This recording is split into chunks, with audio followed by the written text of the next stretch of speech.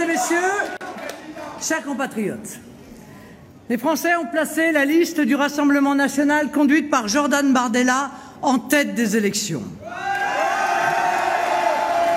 J'y vois la victoire du peuple qui, avec fierté et dignité, a repris ce soir le pouvoir. Nous accueillons ce résultat avec joie puisque le Rassemblement national n'a jamais aussi bien porté son nom.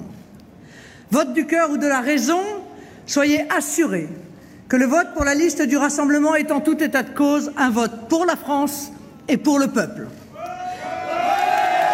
C'est heureux et c'est même vital pour un pays qui navigue depuis des mois en pleine confusion. La confiance que nous ont témoignée les Français en nous désignant comme le premier parti, mais surtout comme le mouvement de la future alternance, est un honneur immense dont nous mesurons la responsabilité.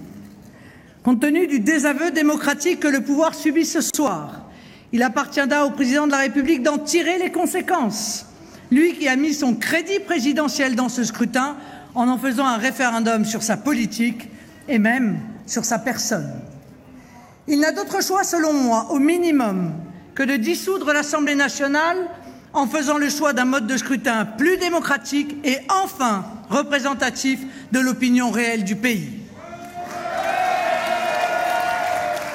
Plus largement, l'effacement des vieux partis et la bipolarisation Rassemblement national en marche confirment le nouveau clivage nationaux-mondialiste qui domine maintenant notre vie politique et qui se met en place de manière durable. Ce débat fondamental conditionne le devenir de notre nation et de notre peuple et conditionnera les choix que les électeurs auront à faire lors des futures échéances électorales. Un grand mouvement pour l'alternance est né ce soir. J'invite tous les patriotes, d'où qu'ils viennent, à rejoindre le Rassemblement national comme l'ont fait Thierry Mariani, Jean-Paul Garot, Maxette Pierre-Bacas, Hervé Juvin, André Cotarac, venus de la droite comme de la gauche, du monde politique et syndical comme de la société civile.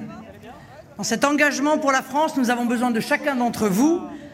Très concrètement, j'appelle tous les citoyens à nous rejoindre pour mener la bataille des élections municipales en 2020, puis régionales et départementales en 2021, qui seront autant de marches à franchir sur la voie du redressement national.